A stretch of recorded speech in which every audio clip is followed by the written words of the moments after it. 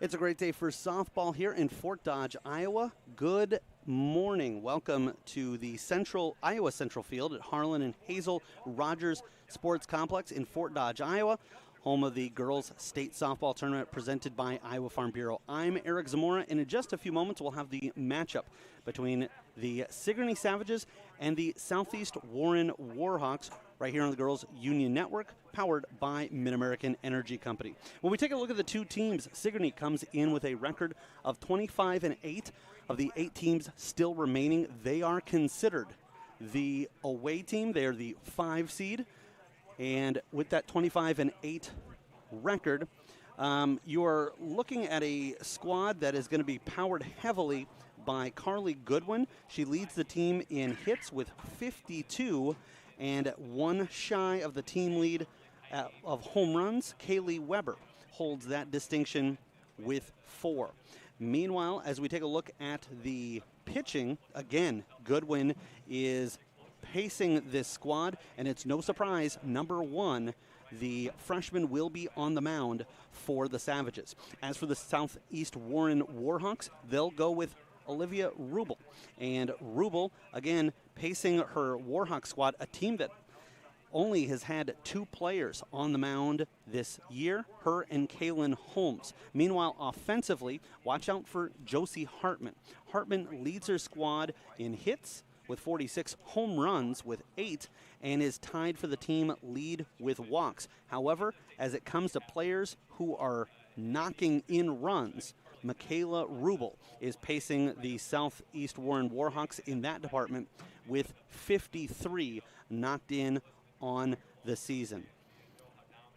As we take a look at how these teams got to the state tournament, it was for the Savages a regional tournament over English Valleys, a squad they're well versed against by a score of 1-0. Same with North Mahaska, 1-0, and they were victorious over Belle Plaine by a final score of 6-3. This is the second time in the last 5 years that the Savages have made it to Fort Dodge.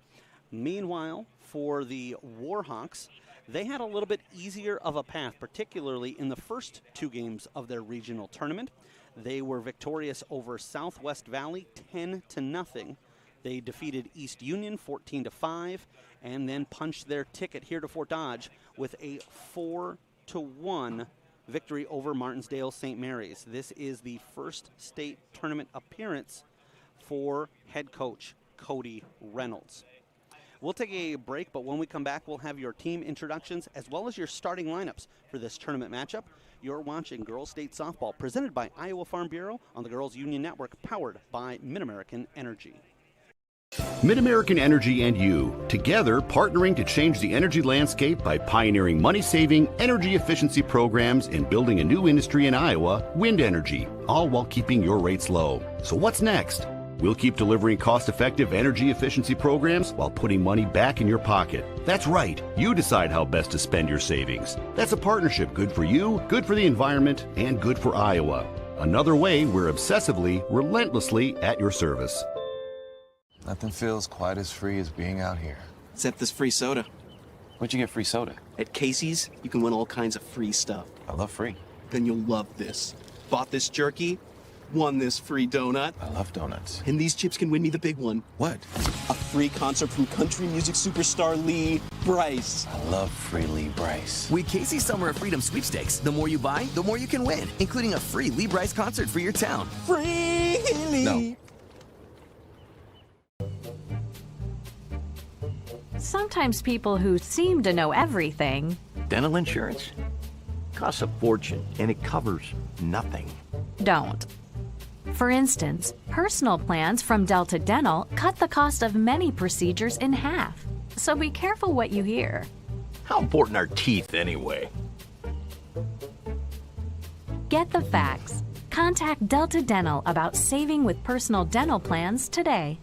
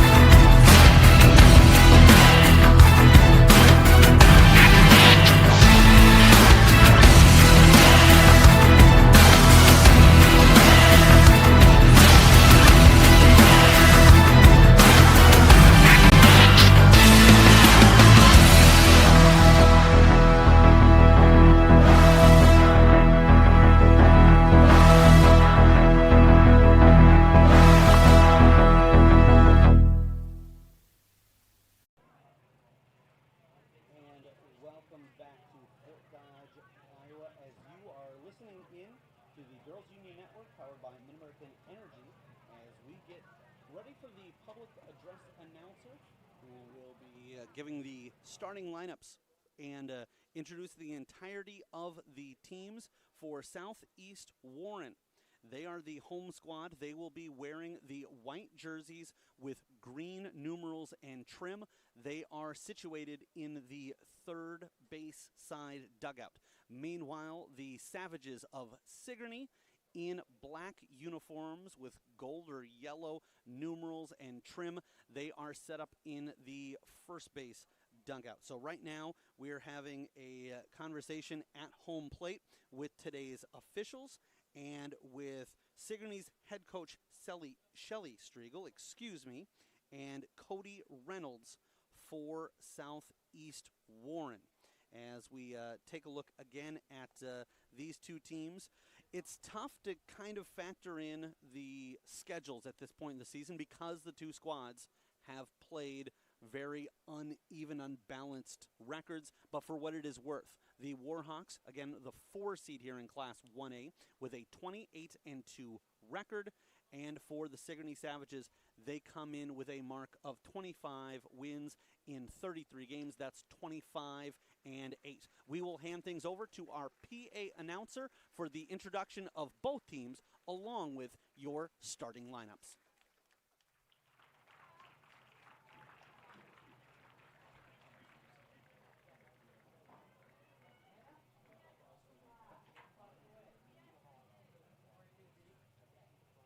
Thank you.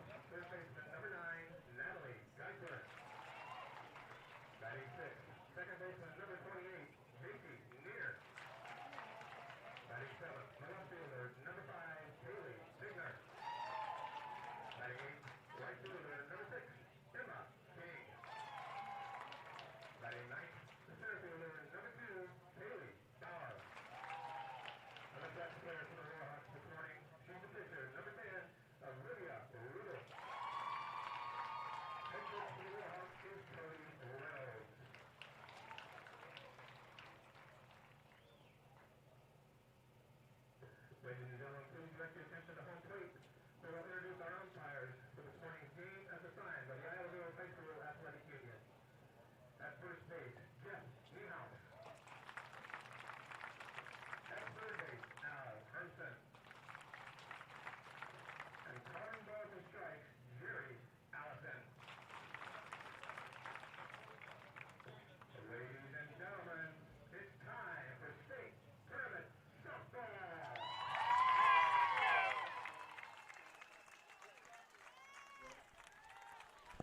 And welcome back in as we are about underway for the Sigourney Savages taking on the South Warren Warhawks. My name is Eric Zamora, bringing you the play-by-play of this matchup here at Iowa Central Field. This portion of the program is brought to you by the Iowa Farm Bureau. As you see on your screen there, an opportunity for you to reach out to your local contact, be you in Keokuk County or Warren County.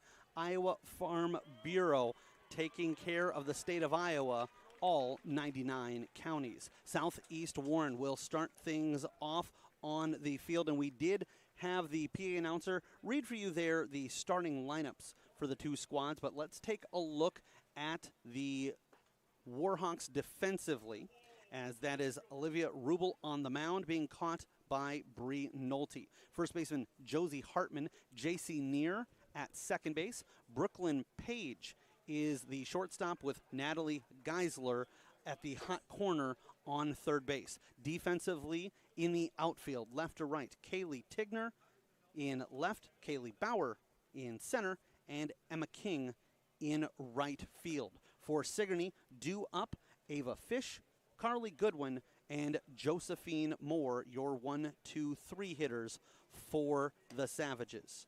Ava Fish will lead things off. She comes into this contest batting .349, 30 hits in 86 official at-bats. She is a right-handed hitter, and we are about underway for the 2021 portion of the Girls State Softball Tournament, brought to you by Iowa Farm Bureau. A little bit inside with that first pitch as we are underway. Looks like Rubel on the mound wants another couple of calls before she finds one here. 1-0 pitch. Chop that right back to the pitcher. No problem. And she'll fire that into the glove of first baseman Hartman. One down for the Savages here in the top of the first. Carly Goodwin steps into the batter's box. Another right-handed hitter for Goodwin. Batting .491 on the season. Righty on righty matchup. And goes inside, catches the corner, strike one.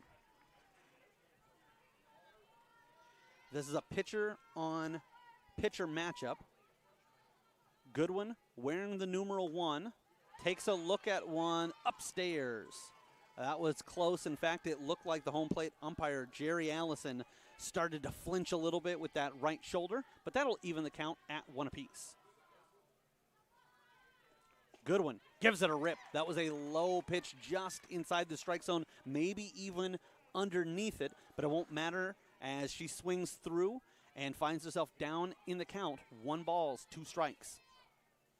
Moore on deck and can't catch up with that one. Goodwin goes down swinging, And we have got 2 down in the inning. For what it is worth, Rubel coming into action today. This is her 21st appearance on the season, and that is 130 strikeouts. She comes in with an ERA of 1.48. Josephine Moore sets herself in the box.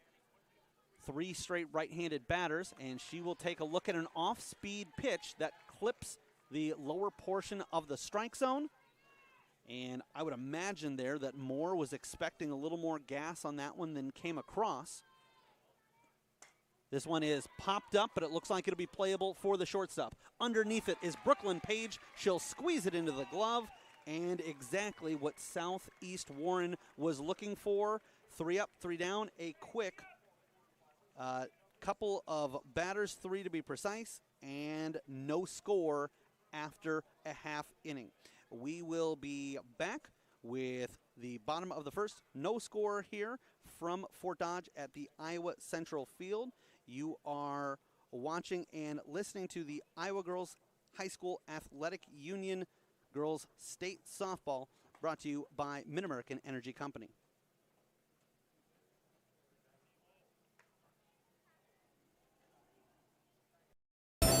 We might not always know what the day will bring, but some things are certain. The sun will rise and your lights will go on. That's because at Mid-American Energy, we're obsessively, relentlessly committed to providing you energy when and where you need it, to connecting with you and keeping our communities safe and strong. Because the most important thing we put our energy into is you. We're obsessively, relentlessly at your service. At Central College, we've got you covered. Safe, affordable, health conscious. Our tuition is less than $20,000 a year, and scholarships are available. Make your best decision ever and apply today. Hey fans, Central College has a new tuition price of just $18,600. That means the college experience that opens doors for a lifetime is now more affordable than ever. And scholarships are still available. Apply today at central.edu. Hartman behind in the count, 0-1. Sigourney with Carly Goodwin, as aforementioned on the mound, being caught by Kaylee Weber. We will bring the rest of the team defensively to you in a moment. There's a low pitch that'll even up the count at 1 apiece. The infield from right to left, Josephine Moore at first, Ava Fish at second, Madison Richard, the shortstop, and the third baseman is Macy Fish. Swung at by Hartman. That will drop just over the glove of the second baseman, Ava Fish, and at the feet of Reagan Rosenboom, the right fielder. So Hartman starts things off with a single for Southeast Warren. And now Brooklyn Page comes to the batter's box. Looks like our first left-handed swinging batter of the contest. Defensively, Sigourney Savages with the outfield of Rain Barthelman in left, Courtney Hemsley in center, Reagan Rosenboom on the right field side. Little bit of a lead there, as we'll see how this chess match goes. Southeast Warren kind of feigning there a bunt situation, but for now, she holds off, then started to creep out of the box a little bit early. Both of the outside infielders, the corner infielders in Moore and Fish, looking to start to creep in a little prematurely and see if they can't catch the lead runner. There's a pitch, and it misses the strike zone. So now things really change here for Southeast Warren. Probably thinking a bunt if they can pull one over, or even a sacrifice bunt, but on a 3-0 count, misses. And so Southeast Warren on 4 pitches gets the second batter aboard. And now it's a big opportunity for Brianna Nolte.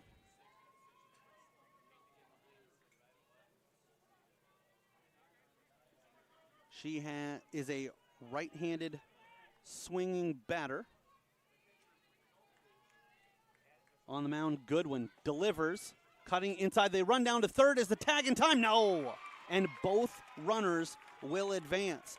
That's a stolen base for Hartman, and Page is able to advance on Hartman's stolen base. For Hartman, that is her 17th stolen base of the season. However, that does not lead her team. That honor goes to Brooklyn Page. Now 2 runners in scoring position. Southeast Warren trying to put up a crooked number right out of the gate. Missing inside and low. And 2-1 the count.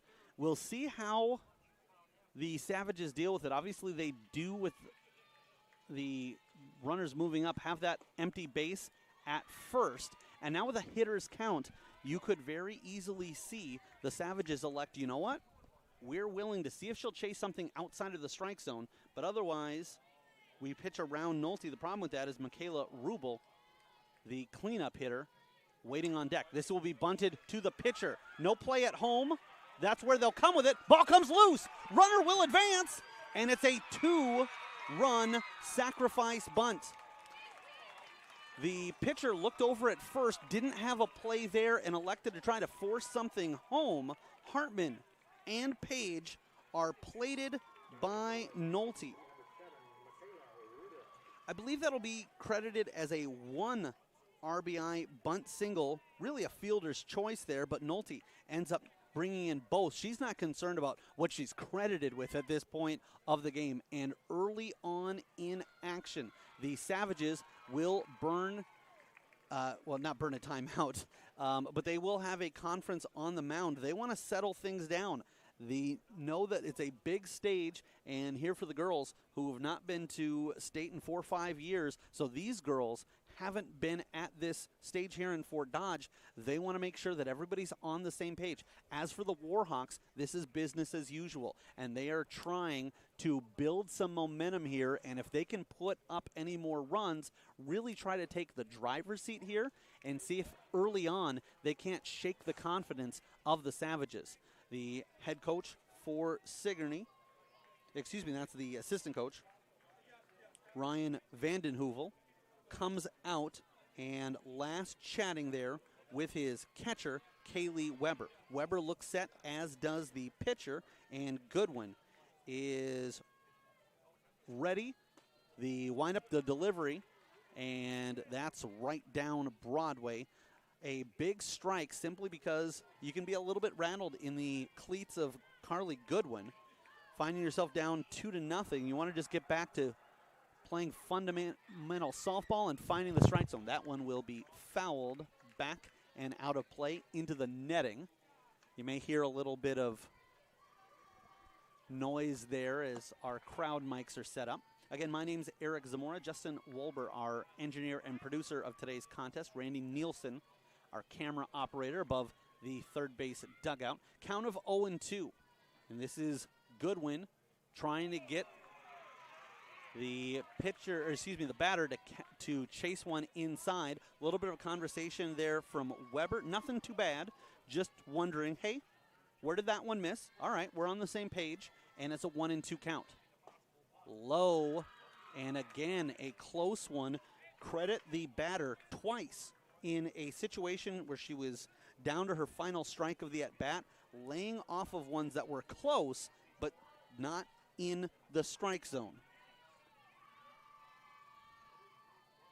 Goodwin winds, fires. That will be fouled down the third base line. And for what it's worth, obviously, baseball and softball both being games of objectivity with the strike zone.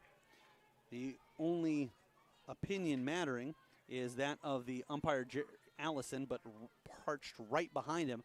I would agree with both of those calls. There's a swinging strike. As unable to catch up with that was Michaela Rubel. She is your designated player. And that is just out number 1 of the inning. So Sigourney with a big first step, but they've still got quite a bit here. They find a runner in scoring position in Breen Nolte. A strike taken by Natalie Geisler. Geisler, an infielder, batting .431 on the season. Pitcher winds and fires. A little bit different location, at least east to west. That was about the same level. And quickly, Geisler finds herself down in the count, 2-0. 11:42 of the time, local, popped up underneath it, and the center fielder makes the play. They'll throw to third. Advancing is Nolte. And in a different situation, that might have been something that Southeast Warren would have taken. Up 2-0 with a runner on second and already one down. That would have been a great play. It would have been the first out of the inning. For the second, that's a big win for the Savages. This will be popped up into foul territory, but nobody there. The only person possibly could have made a play on that was a member of the media. Looks like a camera operator setting up on the third base side. So back into the box comes J.C. Neer. Neer, an eighth grader, wears the numeral 28. Fouls one back hard into the back protective netting and quickly finds herself down in the count. 0-2. 348 she bats. 20 runs knocked in, 24 scored for the eighth grader. Meanwhile, Goodwin looking for a big punch out. And that one actually forced me to move my head to the side, forgetting for a moment that there was protection in front of me. So she has a good swing there, good contact, just unable to keep it in play. For Goodwin, she's looking for strikeout number 260 on the season. This one will be hit to left field deep, and it gets past the left fielder. Getting a piece of it was Barthelman, but that will be an RBI. As plated is Nolte. On the play, Neer ends up at second base. And Kaylee Tigner now comes to the plate. 3-0 Warhawks with an early lead here on the Savages. For these teams, they are playing for a date in the semifinals. As that one gets away from the catcher, Neer will advance to third. In the Class 1A right now over on the Kruger Seeds field, it's Newell Fonda, the 1 seed, versus North Butler. The winner of these two games will play Wednesday. That will be at 11 a.m. over on that Kruger Seeds field.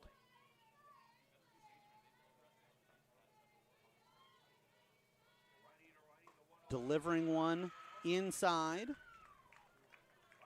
And a ball thrown there.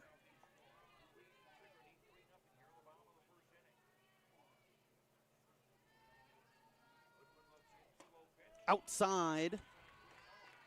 No. Well, outside corner, I should say. Initially, didn't hear the call, but the home plate umpire says 2-1. Now low outside of the strike zone, 3-1 the count.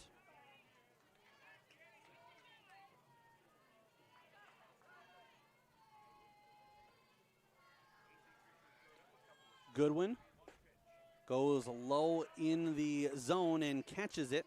That will bring the count full.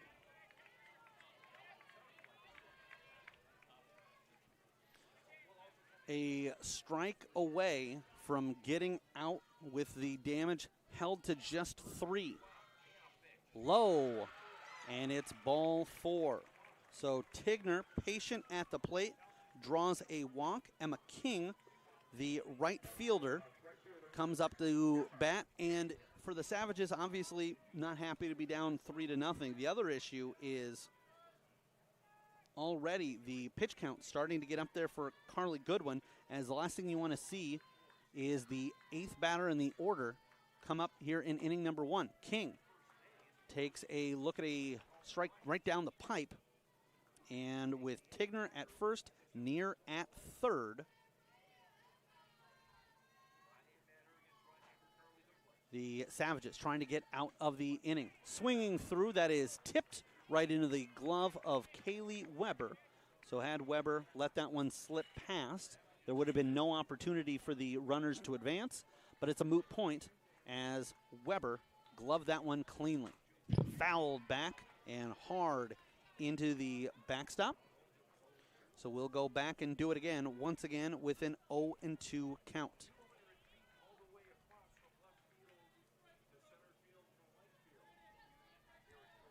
Olivia Rubel,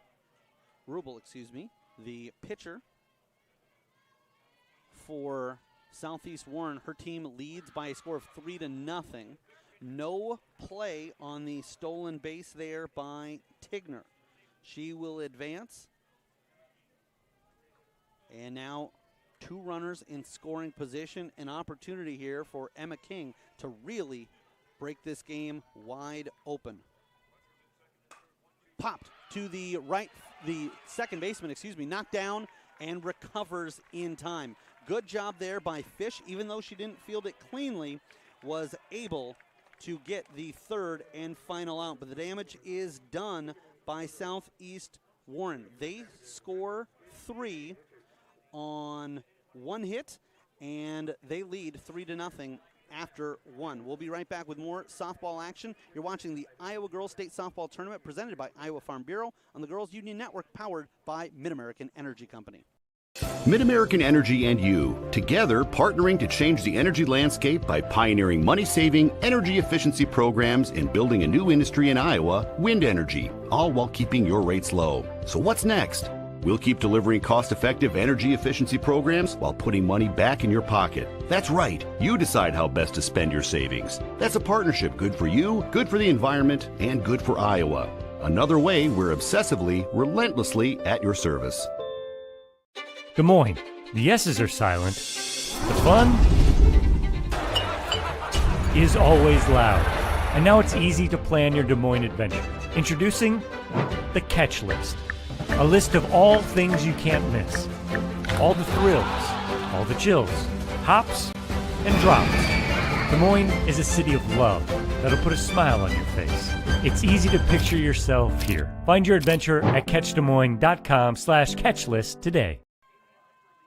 Welcome back here with you live on the Girls Union Network, powered by Mid-American Energies. We start the second inning with a deep hit as that goes into the left field area. And so Kaylee Weber, one of the leaders of this squad, the Savages, find themselves down by a score of 3-0, and we're looking for a response. Number 21, Weber, the catcher, puts them right in that spot. Weber, a senior, will be backed up by number 3, Macy Fish. Fish is a sophomore, and she will elevate one back and out of play. The Savages went down 1-2-3 in the first, thanks to Olivia Rubel, the sophomore, dealing on the mound.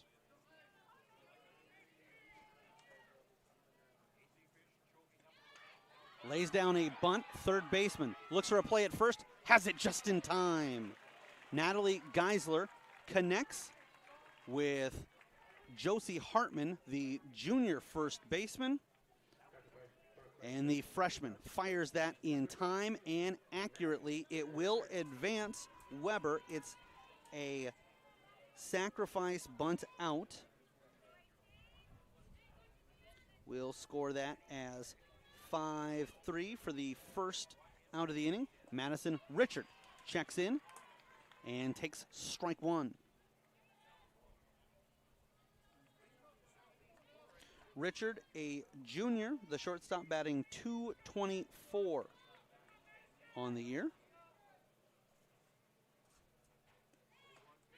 There's a high rising pitch that caught Richard as she was expecting something around the numerals. Ended up more about shoulder height by the time it got to her.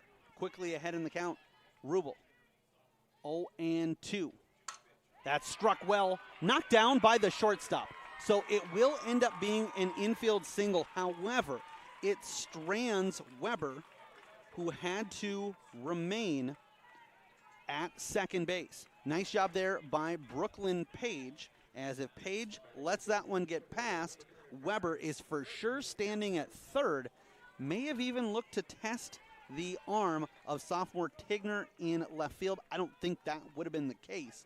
I think she would have stayed put, but we don't have to dial up that what if, as we now have an opportunity here with 1 on, 2 out, and taking a look at strike one is Sigourney's Courtney Hemsley, a sophomore outfielder. Hemsley comes into the contest batting .284. And again,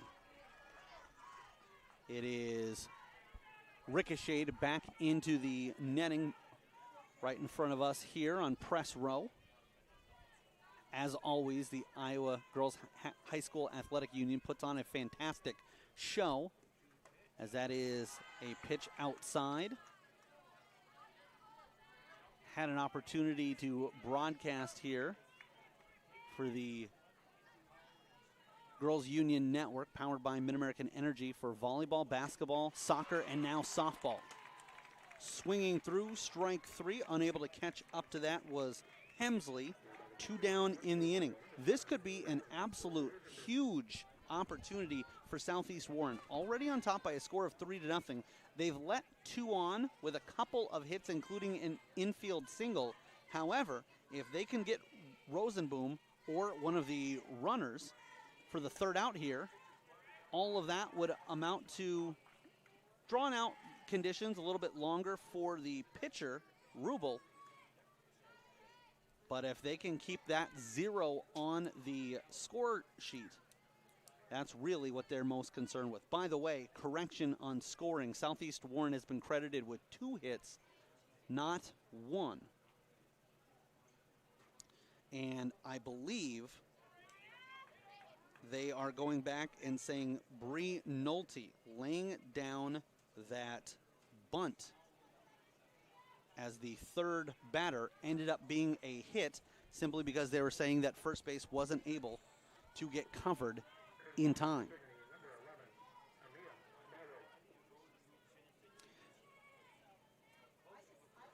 Amia Smallwood is now courtesy running, as there's a pitch low and handled. That's considered a substitution, and substitutions are brought to you by IMT Insurance. Learn how you can be worry-free with IMT at imtins.com. 1-1 pitch, and that is foul down the 3rd base side. So again, the Savages go down 1-2-3. They give up 3 in the 1st. A lot of momentum to be built here, but it's a little bit of a backbreaker if Southeast Warren can get out of this top half of the 2nd unscathed. The pitch dribbled and will once again be fielded barehanded by Natalie Geisler, the freshman 3rd baseman. Well, foul. We're in the Class 1A quarterfinals. First day of the tournament, first morning. There's a strike swinging, held onto by the catcher, Bree Nolte. Rosenboom goes down, and the Savages pick up 2 hits, but no runs, and they trail by a score of 3-0. We'll be back with the bottom of the 2nd inning. You're watching the Iowa Girls State Softball Tournament presented by Iowa Farm Bureau on the Girls Union Network, powered by Mid-American Energy Company. We might not always know what the day will bring, but some things are certain. The sun will rise and your lights will go on. That's because at Mid-American Energy, we're obsessively, relentlessly committed to providing you energy when and where you need it, to connecting with you and keeping our communities safe and strong. Because the most important thing we put our energy into is you. We're obsessively, relentlessly at your service.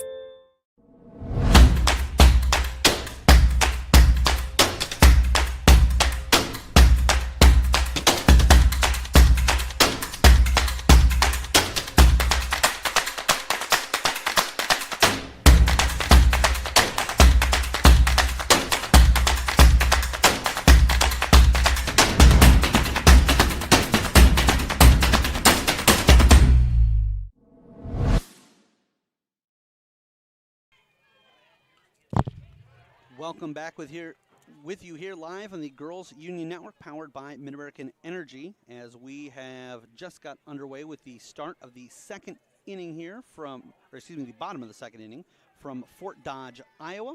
At the plate for the Southeast Warren Warhawks is Kaylee Bauer. Bauer pops one up, an 0-1 pitch. Weber will try to get underneath it, but that one will get out of play. No damage done. Well, you pick up the strike, but for Bauer, she was most concerned with that one not being an F2, and she will get another opportunity here as it is Goodwin on the mound for the Savages. Bauer fouls that one back and keeps herself alive in the at-bat. For Bauer, wears number 2. Today is playing center field, and the junior batting .370 on the campaign.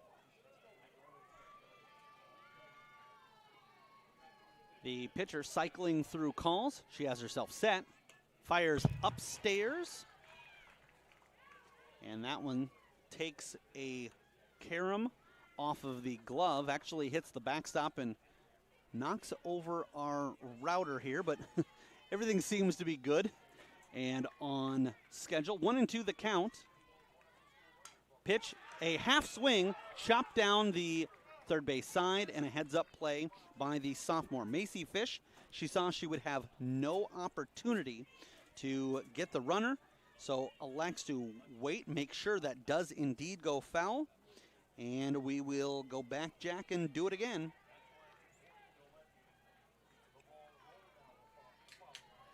So again, a 1-2 count. Swinging through a low strike, Bauer is K'd, and that is how our bottom of the second will end.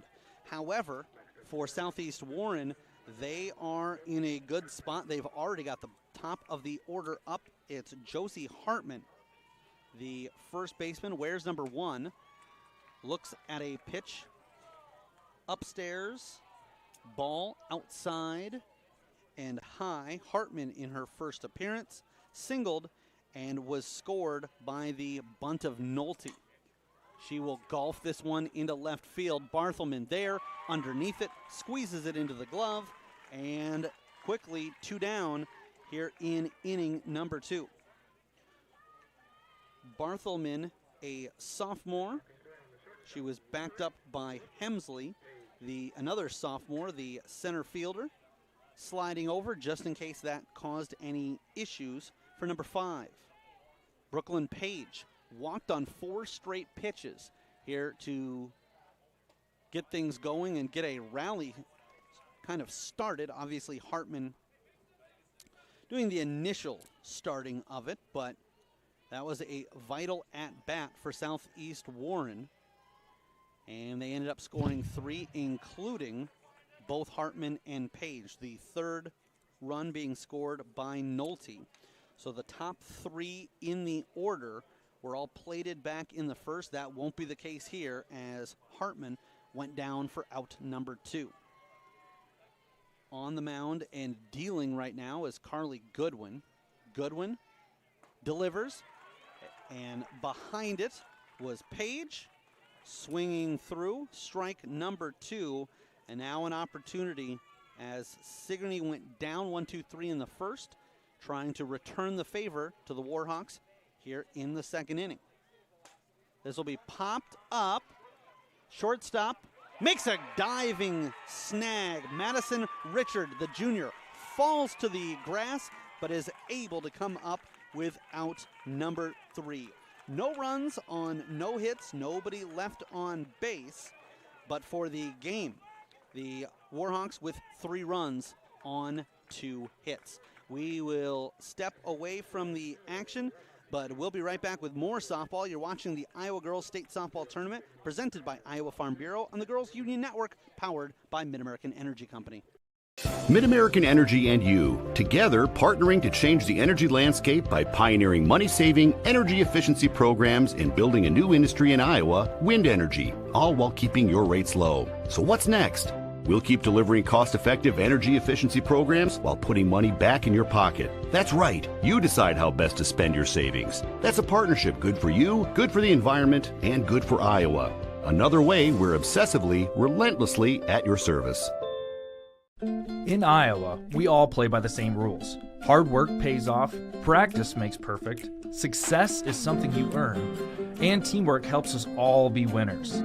The Iowa Pork Producers Association is proud to support statewide high school athletics, because on our team and on yours, what we bring to the table is what brings us all together. Learn more about our commitment to Iowa at iowapork.org.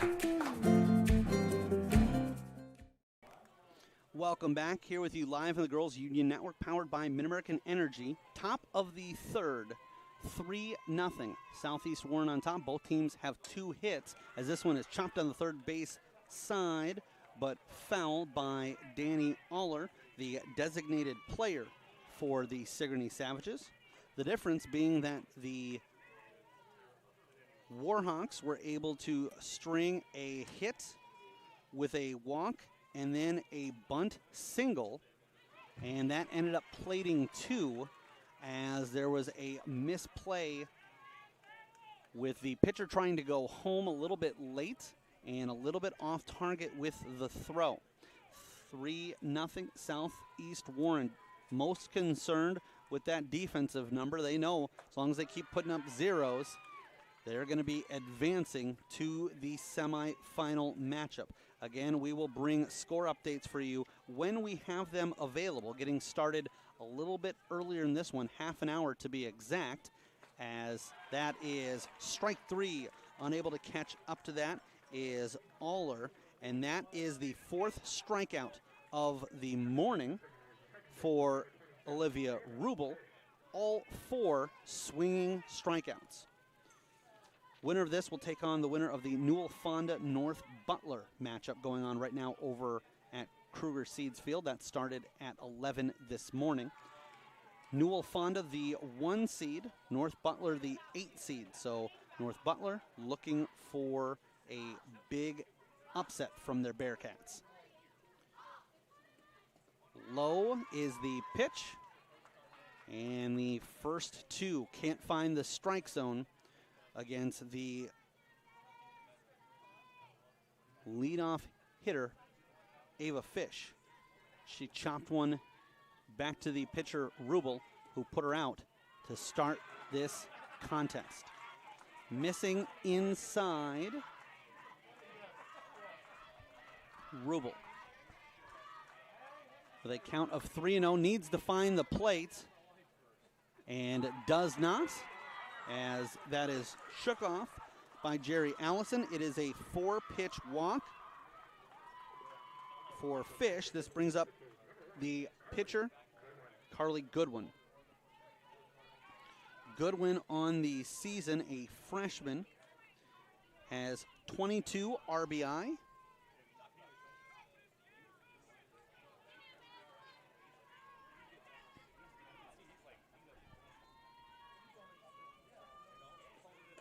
Ava Fish is at first is the younger sister of Macy Fish.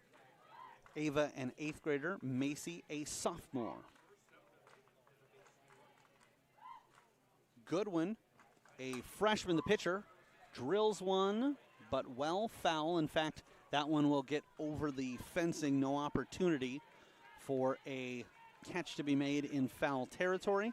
She will head back, finding herself down in an 0-2 count. 1 runner on first, 1 out, that being Aller.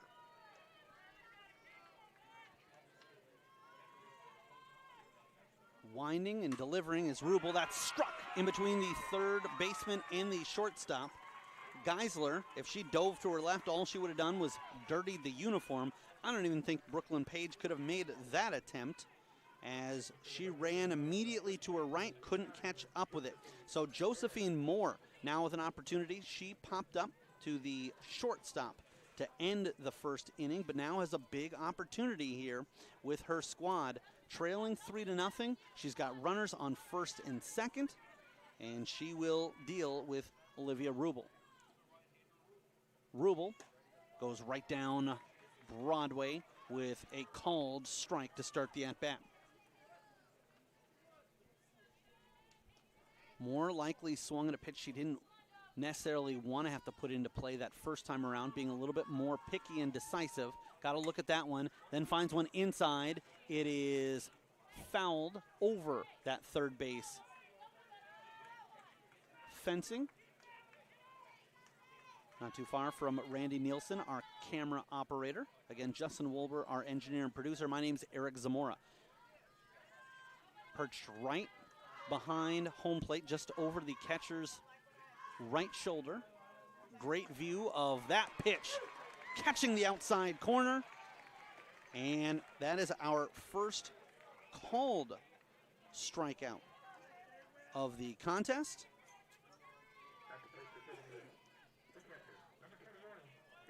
And we are still looking for our first Kruger Seeds extra base hit of the game.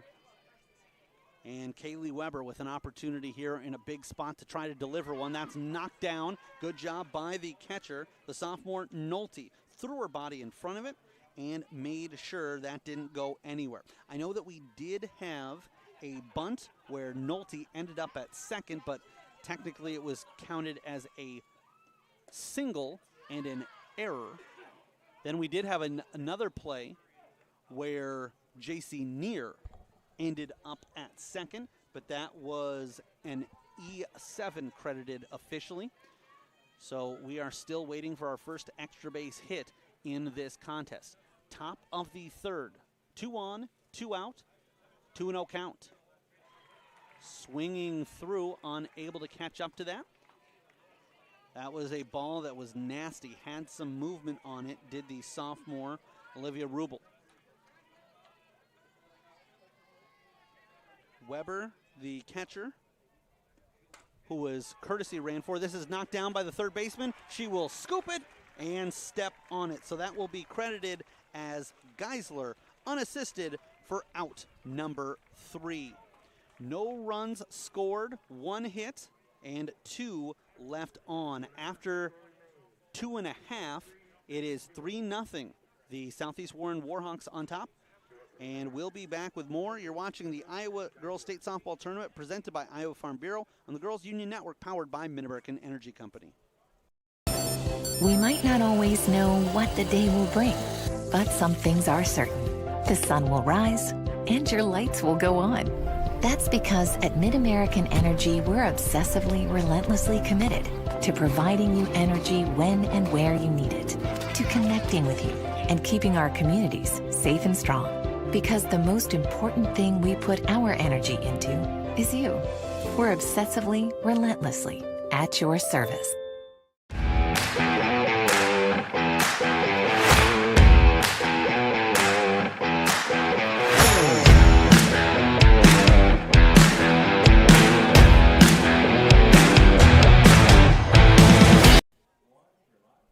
Fans, official state tournament merchandise is now available. Time to get your phones out, as you can go online to the website, IGHSAU.org. You can browse and customize your merchandise to match your style. We're back here on the Girls Union Network, powered by Mid-American Energy. Bottom of the third, and appreciate Justin Wolber, our engineer and producer, passing along a score update. In the other quarterfinal game, Newell Fonda on top by a score of 2-0. That is versus North Butler, and top of the 6th they find themselves in. Here's a pitch well off the mark, and an easy one for the umpire to call. It will be an opening ball to Bree Nolte. The Warhawks with 3 runs, 2 hits, 2 left on base. The Savages actually out hitting the Warhawks, but trailing in the department that matters. And in that department, they find themselves down 3 runs to none. 2-1 the count.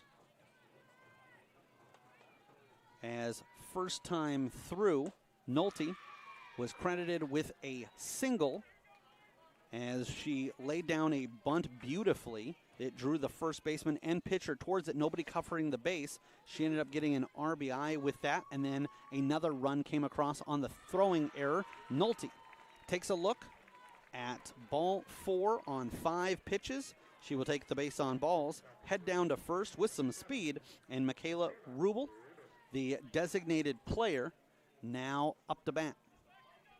Rubel struck out her first time through.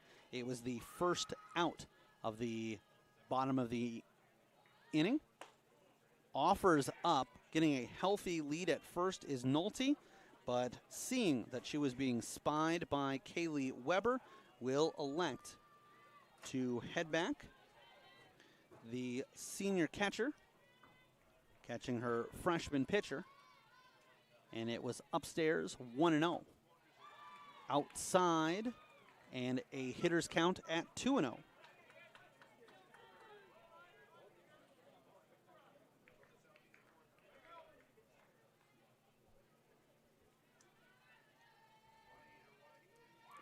Goodwin gets herself set, delivers low, but it does catch the inside portion of the strike zone.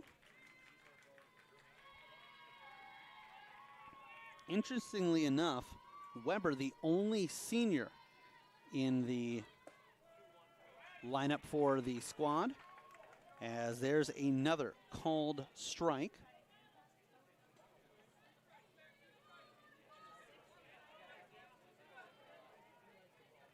Two juniors, 3 sophomores, a freshman, and 3 eighth graders in the lineup, including the designated player, Danny Aller. That is fouled back 2-2, your count.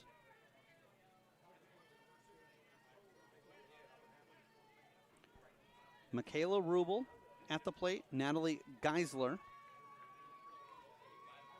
waiting in the on-deck circle. This is hit well to right field. Getting underneath it and making the catch is Rosenboom. And retired for the first out of the inning. Southeast Warren went down 1-2-3 in the second. So Geisler steps up to be followed by Neer if the Southeast Warren squad doesn't make any changes before then. Upstairs is the first offering. Nolte looks like she's ready to be shot out of a cannon at first base. She'll check her wrist for the signaling and look set. Pitch is delivered, and a strike low in the zone. 1-1 the count. The Savages coming in with a 25-8 record. Southeast Warren, 28 out of 30 games played, just 2 losses, 28-2 their record sits. Unable to catch up with that upstairs. And Geisler finds herself down in the count. 1-2. Goodwin rocks, fires, and a little bit of a change up there, taking something off. And Geisler unable to connect. 2 down here in our bottom of the third. The Warhawks lead by a score of 3-0, but they know that that lead is not safe with what the Savages can bring offensively. Coming a little bit inside.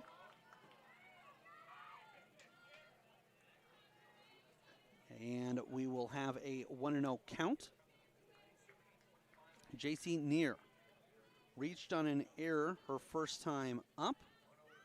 That keeps her average at 348. There's a stolen base attempt, sliding in safely. Ball gets away, and tangled up was the runner. She'll now try to advance to third. The tag will be missed I thought we were going to have controversy as the runner, Nolte, got tangled up by the shortstop covering, but it doesn't end up mattering as the third base umpire is talking things out with the third base side coach, saying, hey, shouldn't she have been afforded third base automatically?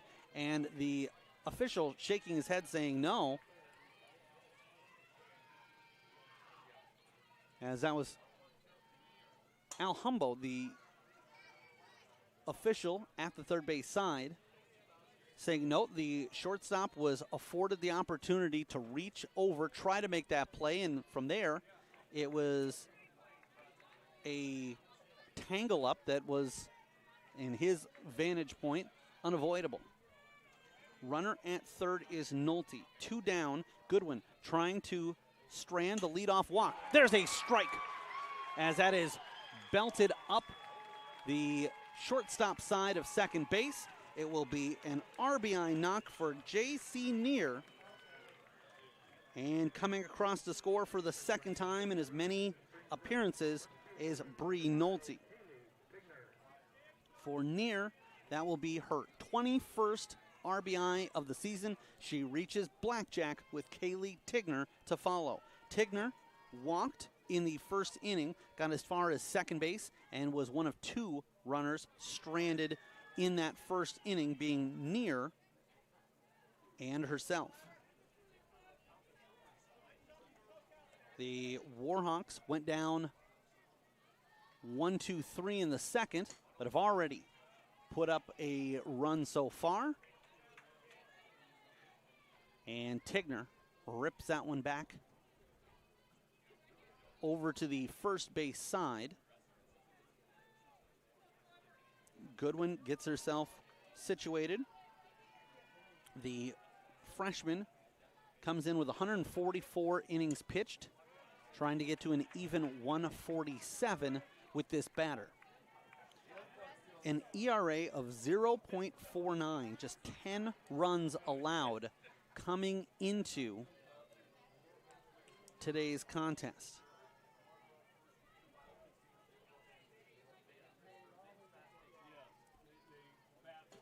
That one will be fouled back, and count remains at 1-2. She came in with 258 strikeouts, has added to that total, as she's gotten 3 today, 1 in each inning, to balloon that to 261. A record of 21-3, also has a save on the season. 1-2 the count. Southeast Warren here in the bottom of the third. That one will hit the batter.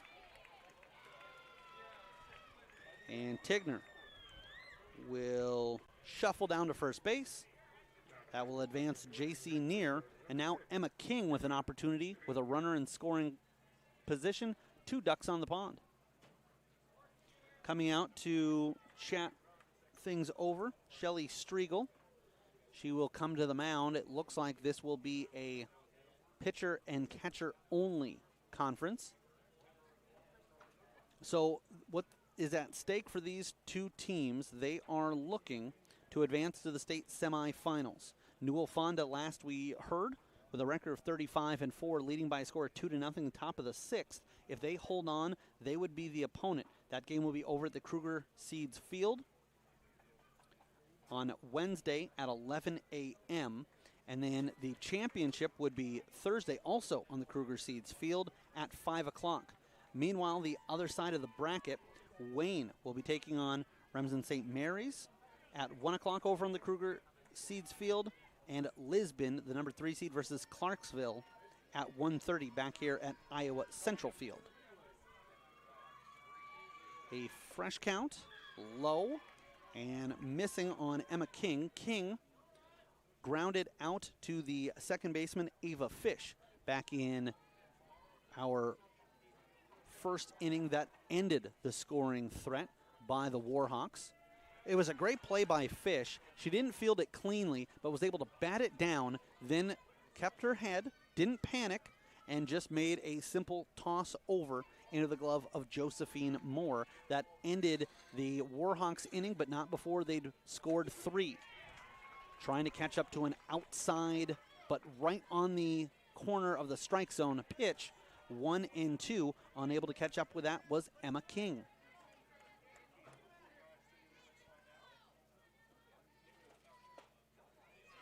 Golfed over to the right side, and the first baseman, Josephine Moore, will make the play herself. 3 unassisted, but the Warhawks do pick up a run on 1 hit and leave 2. So for the game, they have 4 runs on 3 hits, 4 left on base. We'll be right back with more action. You're watching the Iowa Girls State Softball Tournament presented by Iowa Farm Bureau and the Girls Union Network, powered by Mid-American Energy Company. Mid-American Energy and you, together partnering to change the energy landscape by pioneering money-saving, energy efficiency programs and building a new industry in Iowa, wind energy, all while keeping your rates low. So what's next? We'll keep delivering cost-effective energy efficiency programs while putting money back in your pocket. That's right. You decide how best to spend your savings. That's a partnership good for you, good for the environment, and good for Iowa. Another way we're obsessively, relentlessly at your service. The Iowa Farm Bureau is proud to present this amazing state tournament and celebrate the accomplishments of Iowa's top teams and student athletes. To the Iowa Farm Bureau, this is more than just a sport. It's a chance for a small town kid to make it big. It's our future leaders. It's a reason to do more, to be more. And it's that farm strong spirit that can be found only in Iowa. Congratulations to the student athletes, the coaches on a successful year. And remember, the task ahead of you is never greater than the strength within you. Welcome back here with you live, the Girls Union Network, powered by Mid-American Energy, as we are about to start the 4th inning. The Sigourney Savages find themselves down by a score of 4-0. We'll have a score update for you from the other game in just a matter of moments. But as we take a look at that first pitch, missing the strike zone, and at the plate is Macy Fish, the sophomore, with a sacrifice bunt that was picked up by the third baseman, and the out was made at first. That advanced the catcher, Kaylee Weber, to second base on the play. 1-0 the count, and just inside as the Savages find themselves trailing and swinging through. That one was fouled. Over on the other side of the bracket, Newell Fonda edging close to a date in the semifinal. Still a 2-0 score. They lead North Butler by, but now North Butler down to their final 3 outs. It's top of 7 over there. And just hearing from our producer Justin Wolbert that one just went final. So with a 2-0 score, the Newell Fonda squad moves on to the semifinals. That's the Mustangs in Class 1A, and they will take on the winner of this one. And way to battle back in that at-bat. Fish found herself down in the count early, but she will head back as she had thought we were at early in the at-bat. I was a little bit surprised myself. I thought that I'd, with the score update, caught myself off. There's a swinging foul, and the count will remain full. Behind Fish, Madison Richard and Courtney Hemsley due up this inning. Winding and delivering, another foul tip to keep herself alive. Olivia Rubel, the sophomore.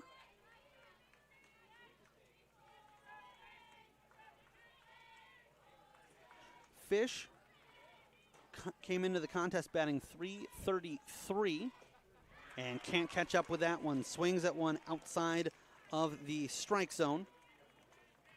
So we'll have to cross out that base on balls. It ends up being a strikeout. And for the pitcher, that's number 6. 5 of the 6 batters have gone down swinging, just one looking.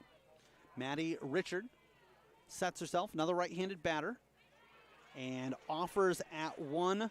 That was low outside the zone.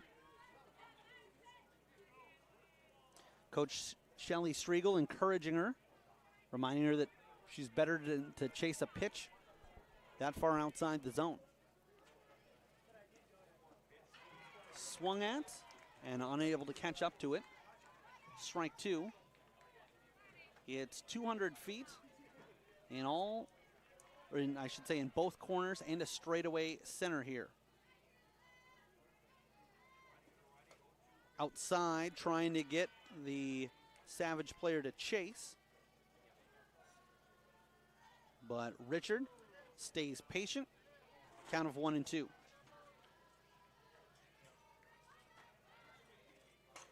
That is pummeled, well foul over the third base fencing towards the American flagpole in between the two fields. Again, a final. Newell Fonda defeating North Butler. So Wayne and Remsen St. Mary's will now get themselves ready over on that field. There's a well-struck ball, but right to the second baseman. Not needing to move at all was J.C. Neer, other than her glove. Her feet were already positioned perfectly, and quickly 2 down in the inning. Hemsley comes up to bat. Swings at a low pitch.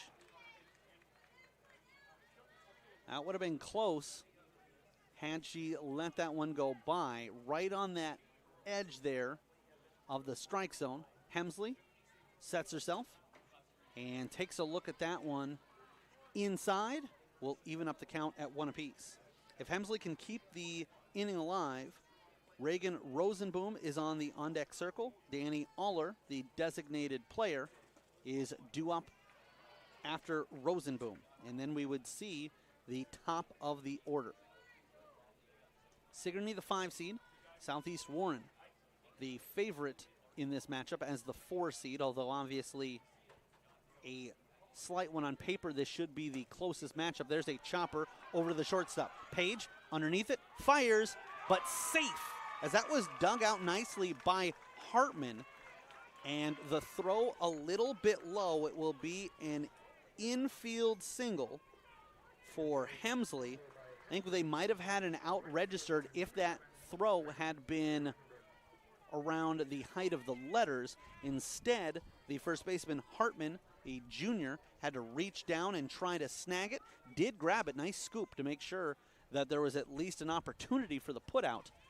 But as the runner immediately, Hemsley starts to threaten to go to second, she will head back and park herself on top of the first base, and actually with her back foot back by the safety base. Unable to catch up to that. There will be a throw down to first, and the runner back in safely, no tag, as the ball skirts out of Hartman's glove.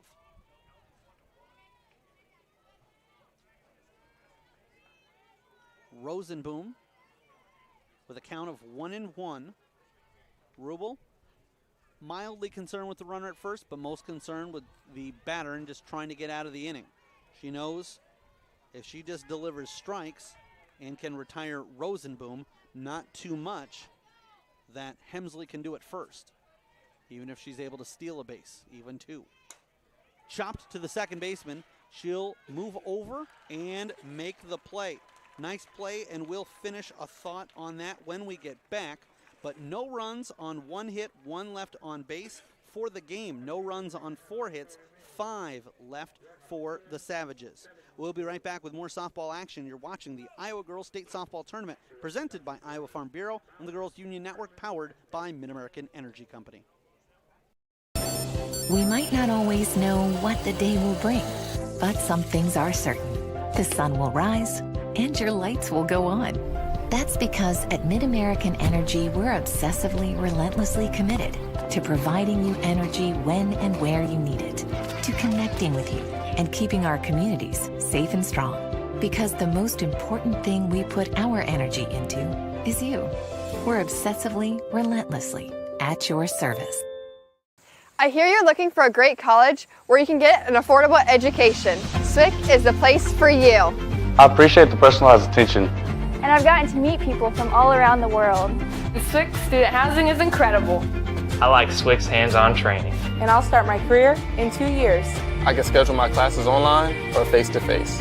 SWIC feels like a community, like family, like home. SWIC is a place for you. Southeast Warren batting here. The top of the fourth is Kaylee Bauer, and we welcome you back live on the Girls Union Network, powered by Mid-American Energy.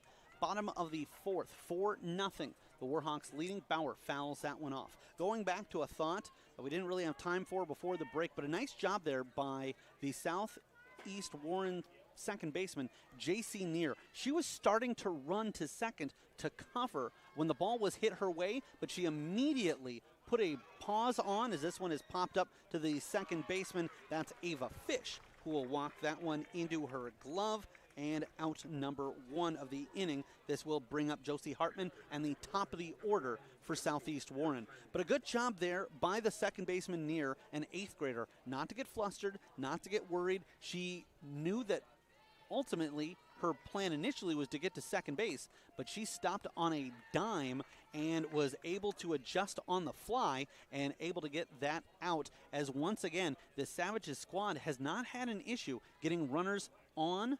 Instead, the issue has simply been getting hits while runners are on, and ultimately getting them across the plate, as they have left 5 on through 4 innings. The Southeast Warren squad has left 4, but obviously a much better percentage, as that's only half. They have as many runs as they do left on. Swinging through that one and back into the backstop. So 0-2 the count here for Southeast Warren's Josie Hartman. Hartman's 1 for 2 in the game, has a single and a run scored. She's a stolen base and a flyout. Hartman lays off that one that was more likely to hit her shoelaces than it was her bat. Count of 1-2. Brooklyn Page is on the on-deck circle. If those Hartman and Page can extend the inning, Bree Nolte, who has reached base safely twice and scored twice, would be due up. That one is fouled back right in front of us here. The CISN crew situated on press row, right over the right shoulder of the catcher for this first game on this field, second game of the tournament. And the throw down to first, the official says that was indeed caught by the catcher, so the out, as the batter, Hartman, turned around and saw that it was low and in the dirt, thought that perhaps she would end up getting to first off of the misplay by the catcher. But home plate umpire Jerry Allison confirms it was indeed an out initially. Left-handed batter Brooklyn Page. She has walked and scored. She's also flied out to the shortstop. Takes a look at a pitch upstairs and outside of the zone. Goodwin on the mound, responsible for the entirety of the game. 3 2/3 innings thus far. Southeast Warren with 4 scored, although the majority of those unearned runs, including a couple scored off of walks. There's a ball fouled back, and it's a 2-0 count. 2-1 with that swinging strike. Mentioned that the winner of this moves on to take on Newell Fonda. That game will be played at 11 a.m. over on the Kruger Seeds Field Wednesday morning. A strike called on the outside corner. Other side of the bracket reads like this. Number 2 seed Wayne will play number 7 seed Remsen St. Mary's over on the Kruger Seeds Field at 1 o'clock today. At 1:30 here on this field, number 3 Lisbon versus number 6 Clarksville. And the Sigourney squad thought they might have a punch out and a strikeout looking, but just missing the strike zone on the outside corner. And so Brooklyn Page brings the count to full. There she takes a look at ball 4. as that one was inside. And so Paige battles, keeps herself alive, and gives the Warhawks a base runner with 2 out and Nolte coming up. Bree Nolte, 1 for 2 with an RBI in the game. That will inflate her batting average. Came in with a 461 mark. Low, and she was offering at a bunt, what will pull back as that one gets away from Weber, and Paige will advance to second. Good communication there by Carly Goodwin, the pitcher, basically initially indicating, hey, the batter has already advanced, nothing that we're going to be able to do there. Let's just keep the ball. And a deal with the 1-0 count, catching the inside corner, make that 1-1.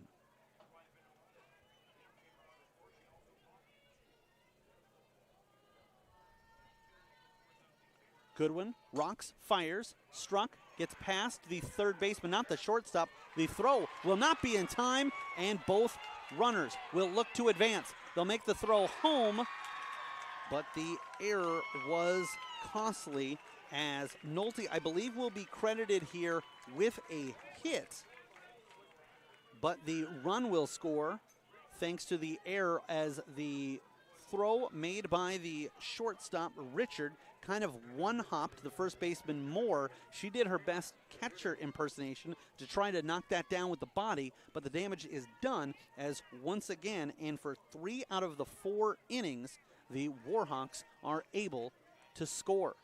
At second on the throwing error was Nolte.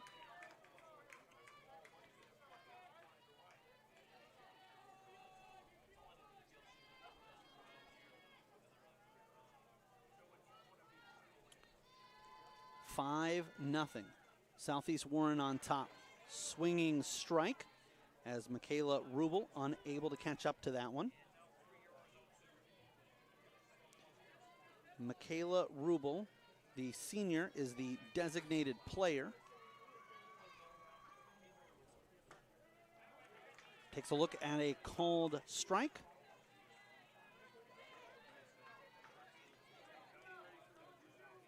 And the pitcher, Goodwin, looks in, is a strike away from getting out of the inning relatively unscathed, as this one has popped up. The catcher will call for it and walk it into her mitt. However, the Warhawks do score a run. 1 run on 1 hit, 1 left on base, for a game total of 5 runs on 4 hits with 5 stranded. We'll be back. You're watching the Iowa Girls State Softball Tournament presented by Iowa Farm Bureau on the Girls Union Network, powered by Mid-American Energy Company.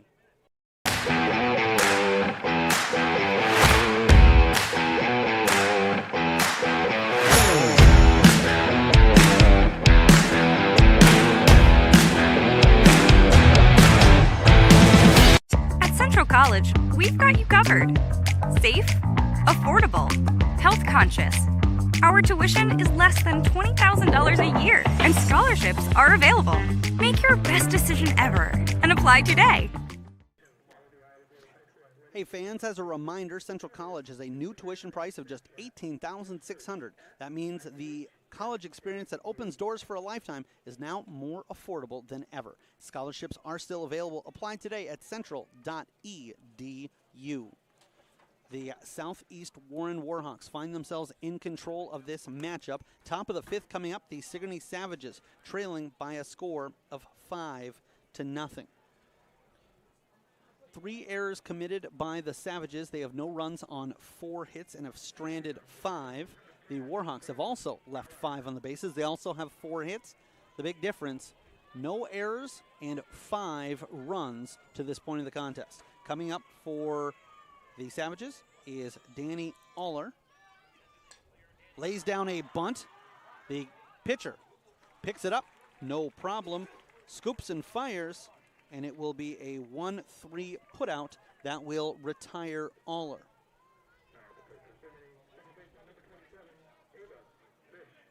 Aller, an 8th grader, as is Ava Fish.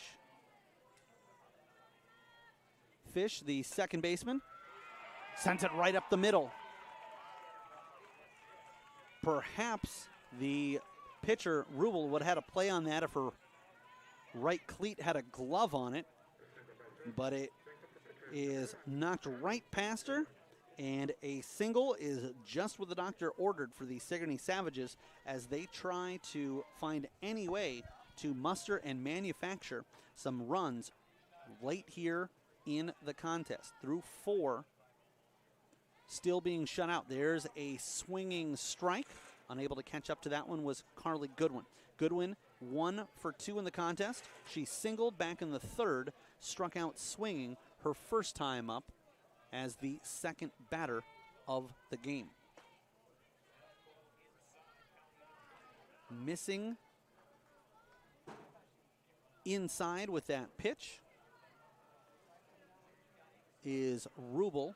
As I mentioned, the only other player, Kaylin Holmes, for the Warhawks with any experience this season on the mound.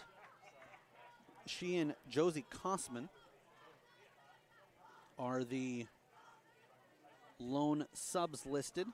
Holmes wearing 13, Kosman 14. 2-1 the count. Goodwin, the freshman, looking to start a rally, misses on the outside, and the count goes 3-1.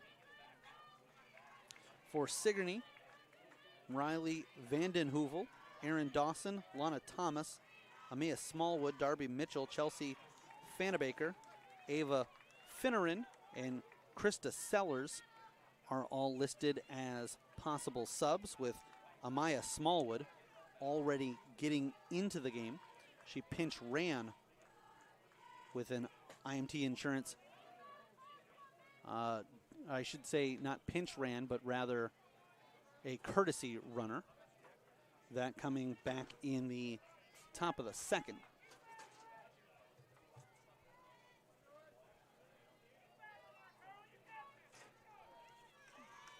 So 3-2 the count. Runner at first, 1 down, and with a full count, they walk Goodwin.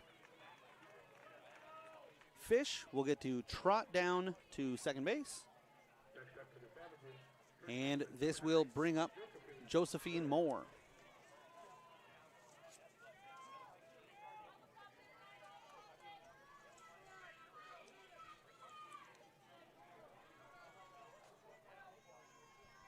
Rubel kicks, winds, and goes inside. That strikes the hand of Josephine Moore.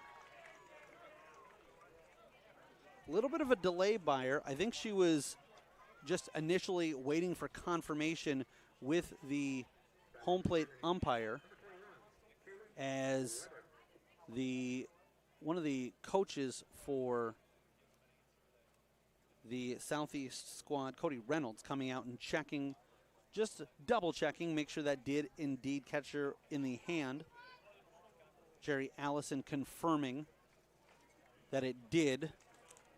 You can see why, especially from that vantage point, it may have looked like it had hit the bat. So we will have an IMT insurance courtesy runner. Learn how you can be worry-free with IMT at imtins.com. In for Moore is number 8, Lana Thomas. Listed accidentally in the program as Ayanna Thomas, but double-checked, and that should have been an L, not an I. Smacked right to the shortstop. She'll make the short play at third and get the out, but it does knock in a run. Ava Fish comes across. So we will call that out a 6-5. And for Weber, she will advance on the fielder's choice. Out is Goodwin. Coming across to score is Fish. They put up the run on the wrong side, so they're just waiting until the score gets corrected. It should read 5-1, not 10-1, and for a moment it said 6-0. A strike on the outside corner offered to Fish. She was out on a sacrifice bunt that advanced Weber in the second and struck out swinging. Here's a pop-up, and the third baseman will get underneath it in foul territory. So the shutout bid is over.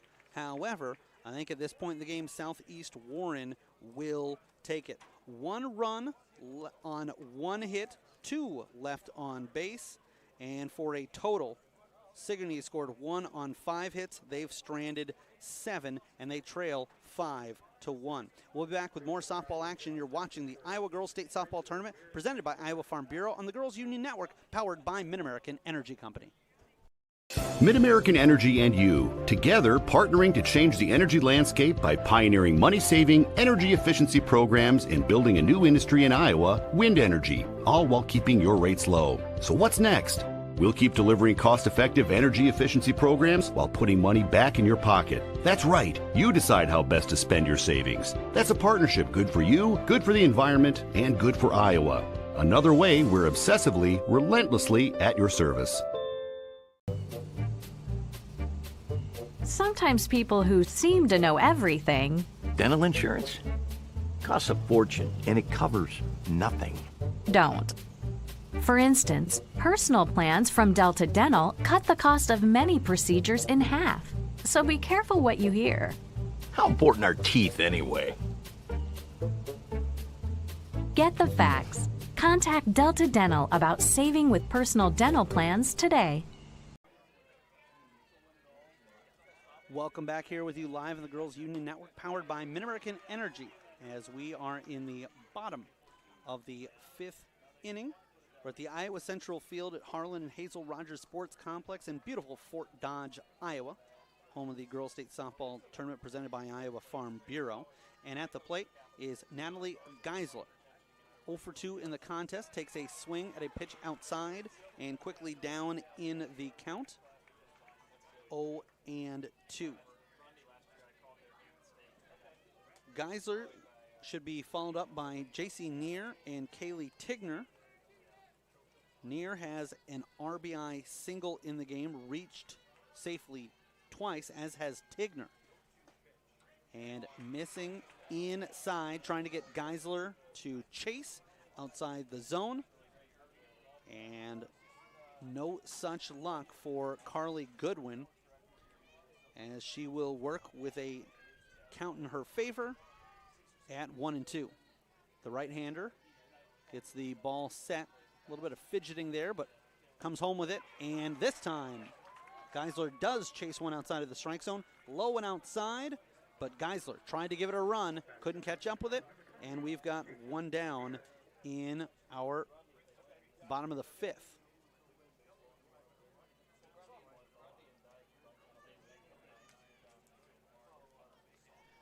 At the plate, J.C. Neer, an 8th grader, fouls one back and out of play, as that one will be tracked down by one of the fans who have been instructed.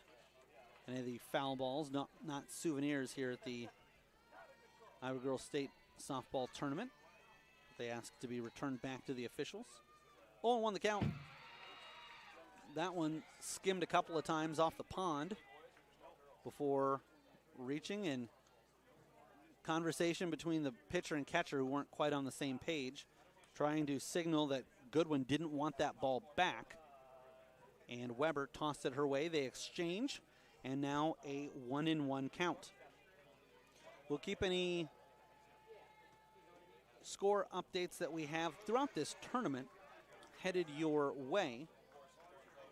But with the next game over on the Kruger Seeds Field, not scheduled until 1 o'clock. That's about 9 minutes from now. Hopefully we'll have some to bring for you. This is chopped to the pitcher. Calm, cool, collected. And that is Goodwin, who will glove it, throw over to first, and retire Neer for the second out of the inning. Kaylee Tigner comes up, walked, and reached second base in her first at-bat with a stolen base, was hit by a pitch in the third, and couldn't advance from there. So she's reached safely, but has yet to get a few steps past second. Tigner, wearing number 5, takes a look at a pitch in the dirt, 1-0 the count. Comes into the contest, batting .364, elevates that one, but it will not drop in. Running in from center field is Courtney Hemsley, the sophomore, and it is a 1-2-3 inning. No runs, no hits, no errors, and after 5 are complete, it is the Warhawks on top by a score of 5-1. We'll be back with more softball action. You're watching the Iowa Girls State Softball Tournament presented by Iowa Farm Bureau and the Girls Union Network powered by Mid-American Energy Company. Des Moines. The S's are silent. The fun is always loud.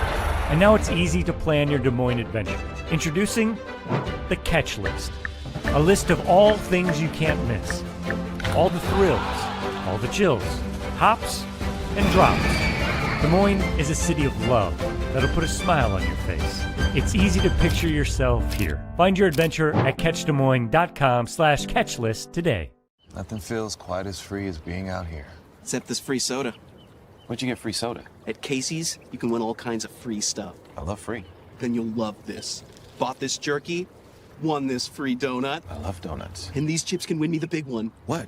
A free concert from country music superstar Lee Brice. I love free Lee Brice. With Casey's Summer of Freedom sweepstakes, the more you buy, the more you can win, including a free Lee Brice concert for your town. Free Lee! No.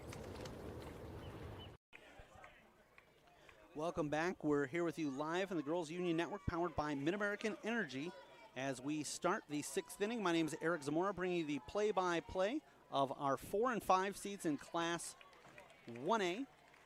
It is the Southeast Warren Warhawks leading the Sigourney Savages by a score of 5-1. Madison Richard at the plate, 1 for 2 in the contest.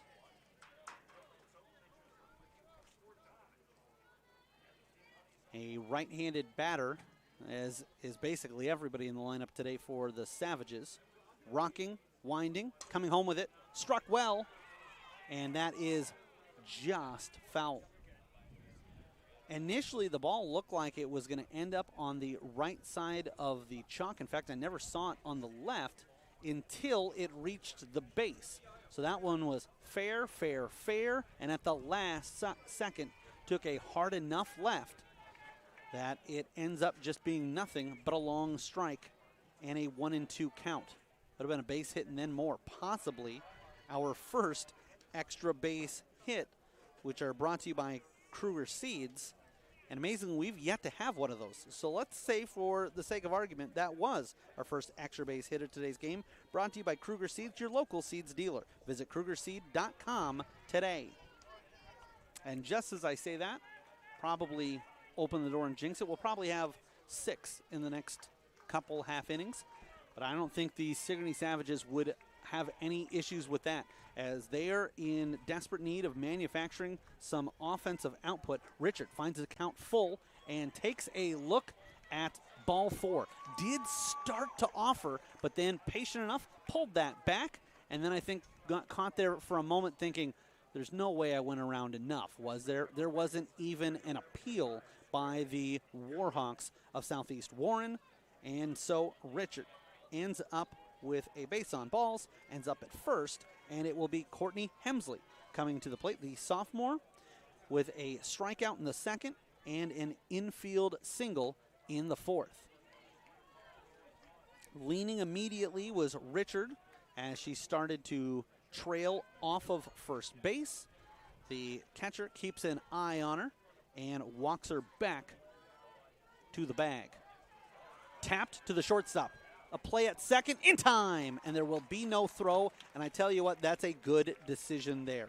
Too many times in this game, we have seen a team try something that wasn't quite there.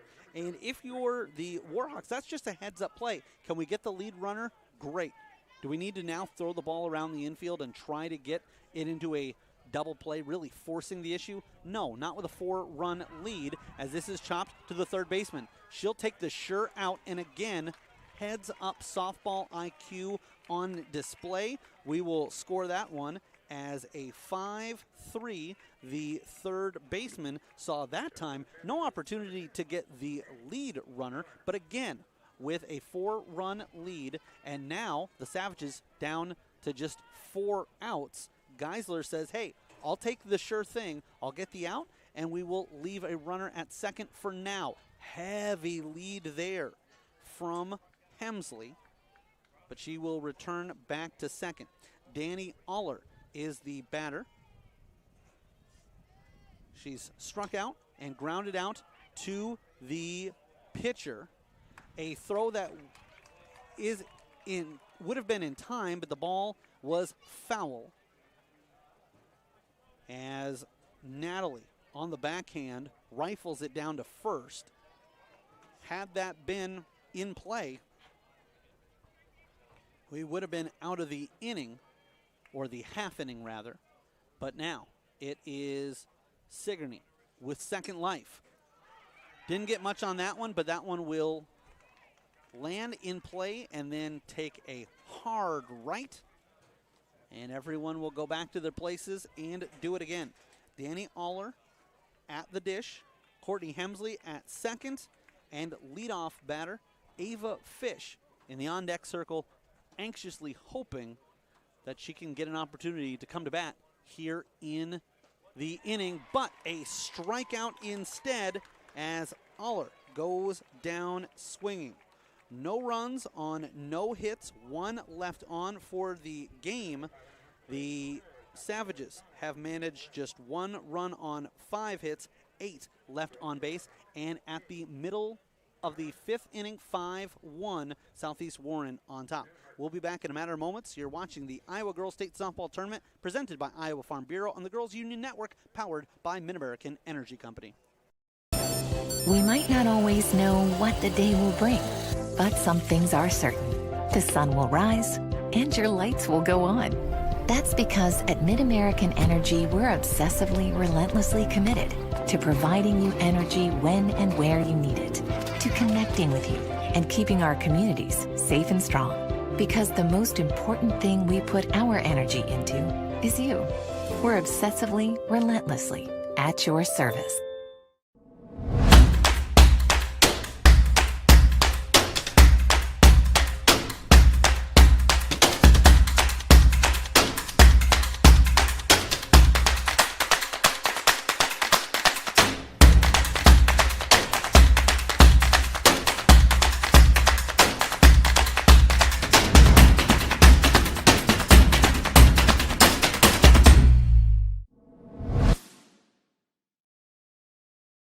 Welcome back here with you live at the Girls Union Network, powered by Mid-American Energy. Bottom of the 6th inning, and that is a called strike at the knees on the outside portion of the plate. And with a 5-1 lead, highly doubt here that the Southeast Warren Warhawks are going to argue balls and strikes too much. There's a well-hit ball. Drops in front of the right fielder. Unable to catch up with that was Reagan Rosenboom. The junior will just roll that back in. And Emma King with a lead-off single that will bring Kaylee Bauer to the plate here in the 6th.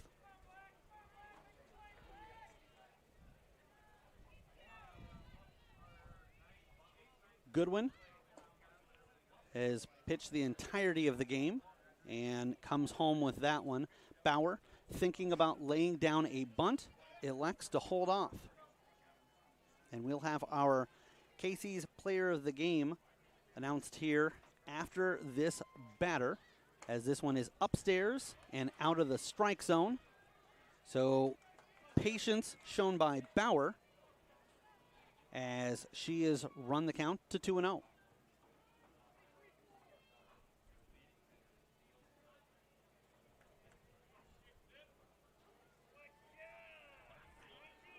Waiting patiently is Bauer. And again, it can't find the zone. This time inside And now Bauer will see what they elect to do if they give her a green light on 3-0. Her squad is up by 4, but could certainly use some insurance runs. Peels back and is taking the entire way. That finds the lower inside quadrant of the strike zone. 3-1 the count. Emma King at first, waiting to take off. Another strike in that same area. And Goodwin directing traffic, letting everybody know where she wants them. We'll see also now, brings up an interesting situation with Bauer with 2 strikes, whether she thinks about bunting again. No, she will swing all the way and drop that into left field. Quickly getting it back in is Rain Barthelman. She hits the cutoff man, Madison Richard, but back-to-back singles out of the 8th and 9th hitters, and that will fire up the Southeast Warren Warhawks as they've got a scoring opportunity here with Hartman and the top of the order. Nobody out, 2 on. Josie Hartman, a first baseman, wears number 1, the junior, 1 for 3 in the game, had a single and ended up coming around and scoring the first of 5 runs for the Warhawks here in the game. That back in the bottom of the first. She popped out to the left fielder in the second, struck out in the 4th.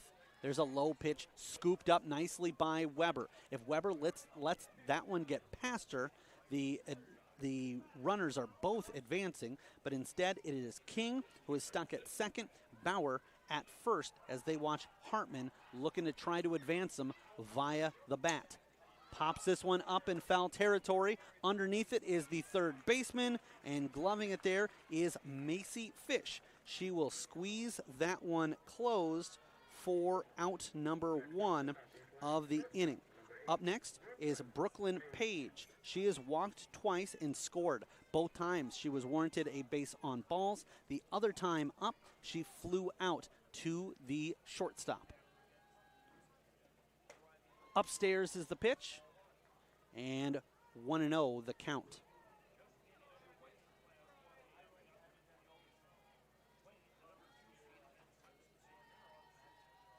The left-handed batter looks in at Goodwin. Goodwin winds and comes home with it. It's a strike. Would have been called on the outside corner, but didn't need to be, as Page gave it an offering. The senior unable to catch up to it.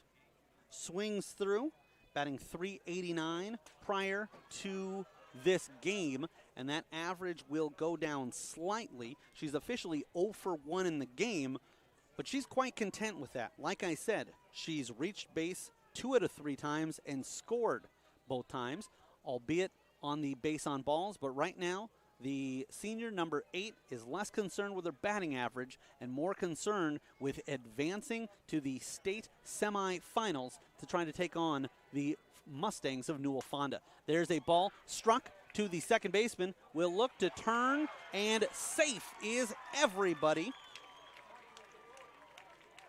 So we'll see how they score this. But the Warhawks bring everybody on, and this brings up our player of the game. Fans, Casey's General Stores is proud to sponsor the Iowa Girls High School Athletic Union and today's player of the game, Bree Nolte. Casey's is at the heart of many Iowa communities, cheering on our local teams and fans, making sure there's fresh pizza ready, win or lose. Sign up for new Casey's Rewards, a rewards program that gives back by letting you redeem points for Casey's cash, fuel discounts, or donations to local schools. They will credit that as an error. Brooklyn Page reaches safely, Emma King to third, Bauer to second, and Bree Nolte has yet to be retired. She had a RBI bunt single that actually on an error ended up bringing home 2. She walked in the third and scored and got a single in the 4th. There's a sharply hit ball right past the first baseman. That will bring in 2. And as if she wasn't deserving enough of it, let's also give Bree Nolte a 2 RBI single. And she has ballooned this game to 7-1. Brooklyn Page will advance to third And we can talk about all the things that Bree Nolte has done offensively. Let's not forget the fact that she has caught a gem of a game being thrown by the Warhawks, Olivia Rubel. And first pitch, Nolte adds a stolen base as well. So she has 3 RBI, 2 hit, 2 walks, 2 runs scored, and a stolen base. Officially 3 for 3 with that walk added in as well. 2-0, they're behind on the count to Michaela Rubel. The designated player is a senior, takes a look at a pitch outside. Mentioned that the Savages only had 1 senior in their lineup. So do the Warhawks if you talk about out in the field. But Brooklyn Page, the shortstop, and Michaela Rubel, the senior at the plate, are the 2 seniors in the lineup for the Warhawks. Olivia Rubel is the pitcher, not in the batting order. So in essence, this is Michaela hitting for her sister. For the Savages, it is Rain Barthelman, the left fielder, who has the designated player hitting for her. Struck well, and that's over the head of the the second baseman. It will be a 2 RBI knock coming across Brooklyn Page and Bree Nolte. And so all those accolades we handed out to Nolte add another run. She has scored 3 of the 9 for Southeast Warren.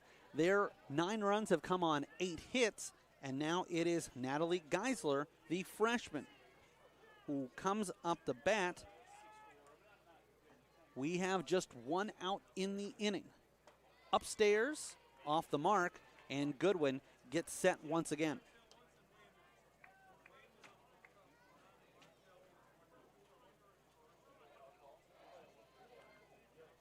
After Geisler, Neer is in the on-deck circle. Tigner in the hole right now, as unable to catch up to that one is Geisler. And should those 3 keep the inning alive,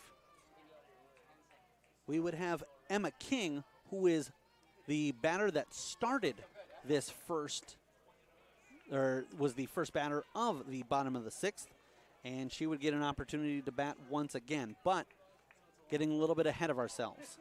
1 on, 1 out, 1-2 the count, with Geisler looking for her first hit of the game, 0 for 3. And the third baseman takes a look at 1 in the dirt. That'll even up the count at 2-2.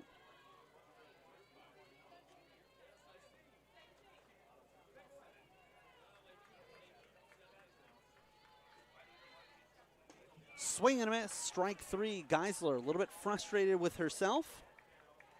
That's her 3rd strikeout of the game. I can tell you one of the things that probably is going to make her feel better is when she takes a look at the scoreboard and sees her squad on top by 8. 9-1 here in Fort Dodge, the Southeastern Warren Warhawks. And there's a pitch off of the arm of Neer, the 8th grader. That will give her first. That will advance Michaela Rubel to second. So Tigner comes to bat.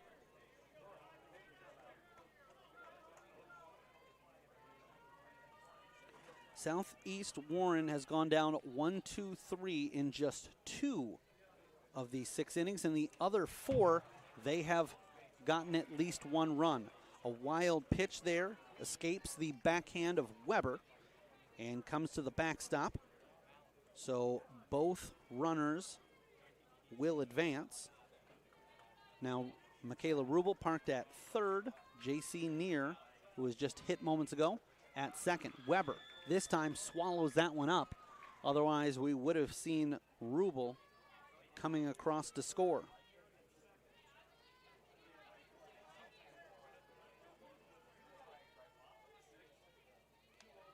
Goodwin on a 2-0 count. Misses upstairs. And it's 3-0.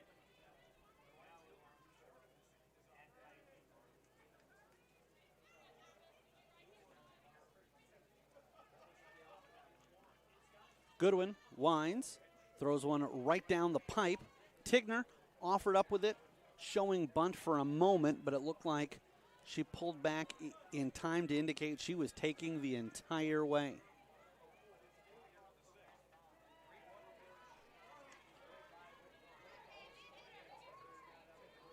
So the count now goes full.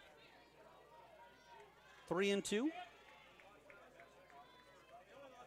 And swinging through, Tigner can't come up with it. Weber shows that she gloved that cleanly. And the Warhawks do extend their lead. They pick up 4 runs in the inning on 4 hits. They leave 2 on, and they're on top by a score of 9-1 going into the top of the 7th.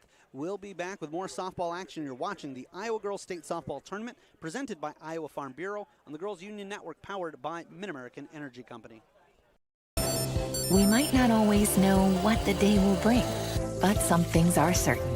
The sun will rise and your lights will go on. That's because at Mid-American Energy, we're obsessively, relentlessly committed to providing you energy when and where you need it, to connecting with you and keeping our communities safe and strong. Because the most important thing we put our energy into is you. We're obsessively, relentlessly at your service.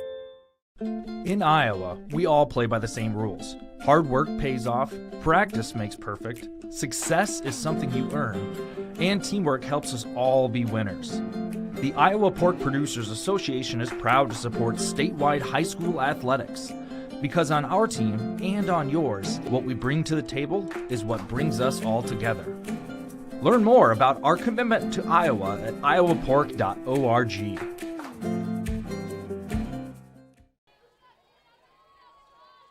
And we are back here with you live in the Girls Union Network, powered by Mid-American Energy. As we start the 7th inning, there's a ball struck to the third base side, in between the third baseman and the shortstop. Thought perhaps what we were going to have there, our first extra base hit, brought to you by Kruger Seeds.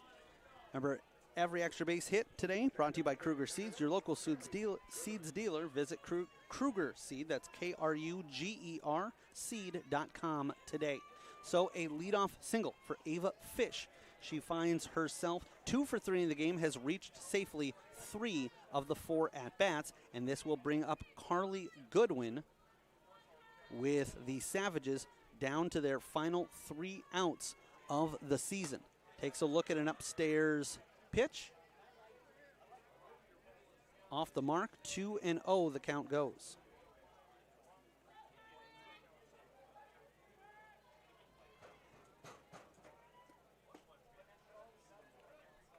And that one comes back across, but also off the mark, 3-0. We'll see what the Savages elect to do here.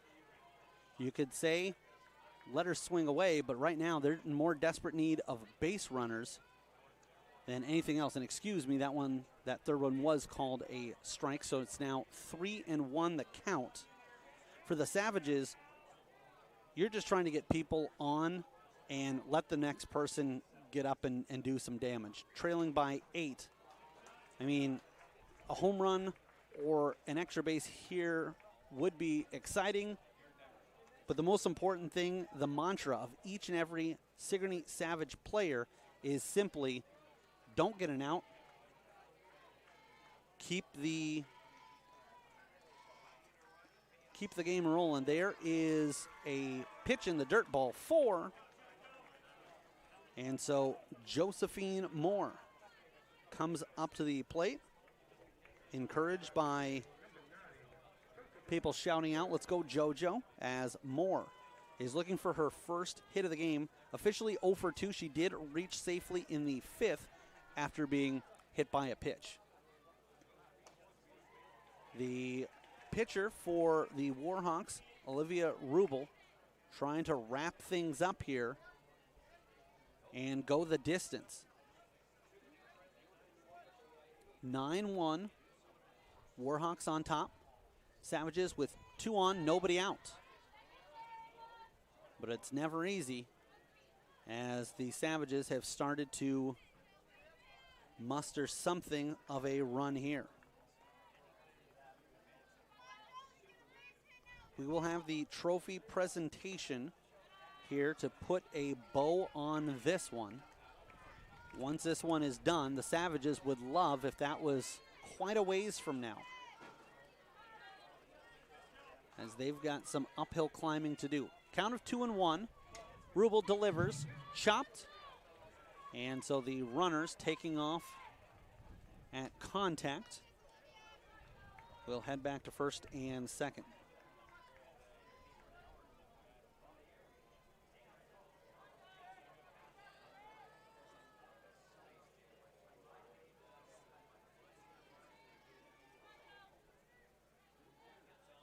Winding, going inside with the pitch, swung at and unable to come up with it was Moore. She goes down for the first out. This will bring up Kaylee Weber, the senior catcher.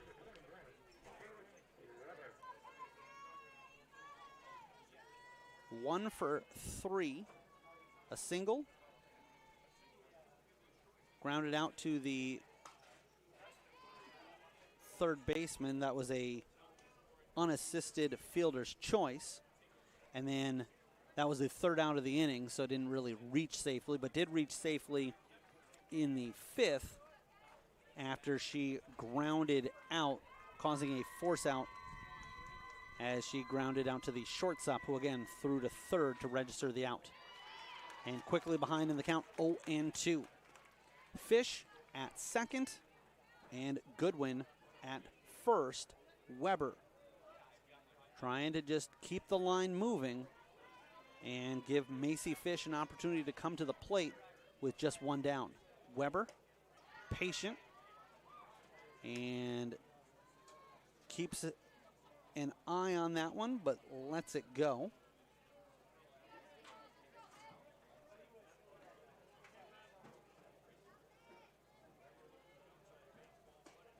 Swings through, and that's strike 3. Weber goes down, and 2 outs means that Macy Fish needs to reach safely and advance both of the runners in order to keep this contest alive. Waiting in the wings, Newell Fonda, who were victorious earlier today by a score of 2-0 over North Butler at the Kruger Seeds Field. We're here on the Iowa Central Field as the Southeast Warren Warhawks are now just an out away from advancing to the semifinal.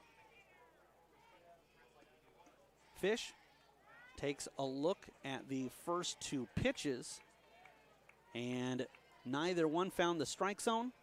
2 balls, no strikes. 2 out, runners on first and second. Winding, delivering, Rubel, low. And for Fish, it's not exciting, but she knows she's willing to take the jog down to first if it keeps her team's season alive. Madison Richard in the on-deck circle. Taking the entire way, Rubel offers up a pitch to hit as she, playing the game of chess here, realizes that Fish probably wasn't likely to move that bat off her shoulders.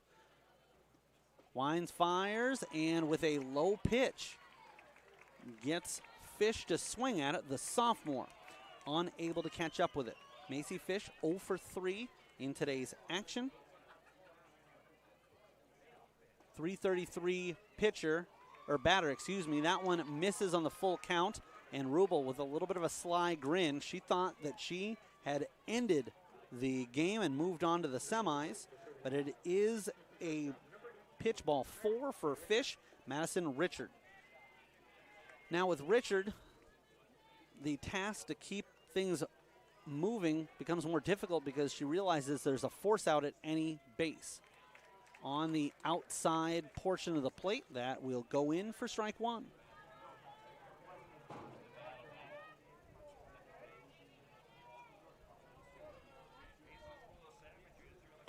This is popped up to the right field side. It falls between the second baseman and the right fielder. It will be a 2 RBI knock for Richard.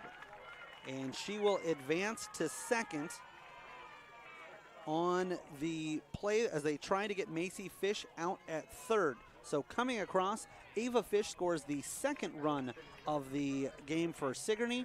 Carly Goodwin, the third. As that one dropped in front of King, was over the head of JC Neer, and Kaylee Bauer had no real opportunity at it. 2 runners in scoring position. With Hemsley up, this affords her an opportunity. If she can hit a ball to the right side of the field and can make an infield single. That would make things more difficult for Southeast Warren, as now they don't have a force out anywhere but at first base. So very important there, after that 2 RBI single, that Richard was able to extend to second. And unless you knew that you had the player going to third gunned, I think it's probably a better idea to just quickly throw that ball to second and make sure that you preserve that force out that could end this contest. On the inside corner, a strike called. So it is 2-1. Rocking, firing, inside and off the mark. So that will draw the count to 3-1. And for the Warhawks, not the end of the world if they walk Hemsley here, as Savages was still a lot of damage to get this game evened up, and it would allow a force at every base. Low and ball 4. That's exactly what we see happen. So Hemsley will trot down to first. Rosenboom will come up to bat and will make this one interesting. Reagan Rosenboom heads down the third base side, chatting things out with Shelly Striegel, the head coach for the Sigourney Savages. Southeast Warren Warhawks will have a conference on the mound. Cody Reynolds will now head off. He's in his 3rd year coaching, all at Southeast Warren. 50-35, his career record. Striegel in her 19th season, 17th at Sigourney, 272 and 181, her career record. Fresh count and knocked down by the catcher. Again, the Casey's player of the game, Brianna Nolte, the sophomore. With a 1-0 count, Rubel misses well wide, and the runners starting to advance, but trailing by 6. The last thing you want to do is go unless you're absolutely sure you can. I guess the one advantage would be, again, like we saw with Hemsley coming up, that it wasn't a force out, but that one bounced off the backstop and quickly. This is chopped to the shortstop. She'll have a play at first, fires over. No, safe! And 2-run score for the Savages. They keep things alive, and they cut it to 9-5. Hustling all the way in from second was Richard. Fish scores as well. 4 come across for the squad from Southeast Warren, or excuse me, for Sigourney, and the Southeast Warren trying to hold on here.